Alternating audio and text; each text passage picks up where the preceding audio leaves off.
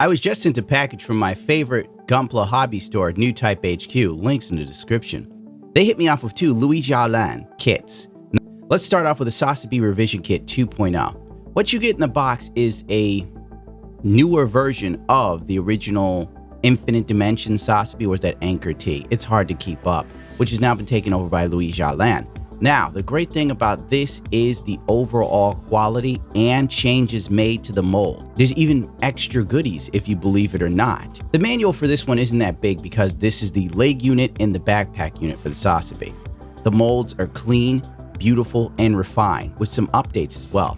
You'll find that, I think it's like, what is it, a Buster shotgun? I don't really know what that weapon is called. Has been revised from the original 1.0 version to include parts that I believe came from the Yujiao High New Gundam.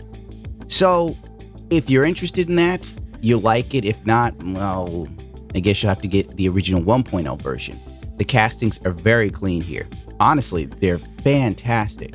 The other good part about this are the leg units are now one entire piece, making putting it together a lot easier. It's a bit annoying to put the older one together to try and make sure that the lines are perfect, but hey, whatever. Everything here is fantastic, and I fully recommend getting the 2.0 version. Oh, they also have the shield, which ironically enough, I didn't have in the video. Why is that? Now, here's the best part. Well, one of the best parts. Not only the casting is great, ABS pieces. Check this out, dude. The shield. They added the shield. I haven't really shown it prominently because I didn't look at where my camera was pointing. I really should have put the monitor on. But the previous versions of this kit didn't have the included shield, dude. Before, you had to detail the shield yourself to make it look like that. That's awesome. I don't know.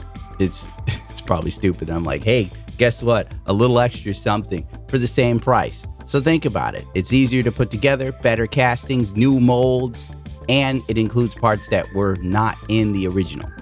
Next up, we have the Force Impulse kit from Yujiao. Been out in Asia for about a month or so, but that's usually how it rolls. Anyway, this kit is beautiful, and it is detailed to 11. The only thing that I found odd was that there was no change to the original head. Crazy, huh? It shows how good an original Gunpla head can look with the right paint job. The book is what you come to expect now from Yujiao. Beautiful. I love these books so much. They're probably the best looking instruction manuals I've ever laid eyes on. Look at it. It's like a magazine, dude. And also what I love about these kits is the fact that you see the finished product from every angle. A lot of other resin builders really need to pick up on this, because sometimes there's like little details you don't know how it's supposed to be painted.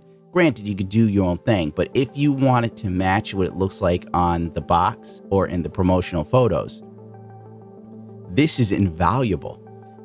On top of that, they also give you a color guide for what colors were used and where. The only caveat, though, is you need to have the Anchor T paint set, which currently is kind of hard to get your hands on. I know a couple American vendors now sell them, but getting all the paints really is a struggle. But then again, I've been trying to get these paints for the past year. I still have paint sitting in Malaysia, bro, ever since coronavirus hit, in a private warehouse that I can't get a hold of. So yeah, I guess it's a good thing they came to America. Maybe I'll do a review of those paints because they're kind of odd, but you probably don't really need to hear about that right now. Let's move on to inside of the box because it's pretty standard fare as to what you'd expect. What I've said previously, the only real issue I could say I have this time around is that there was no bubble wrapping on the resin kits this time.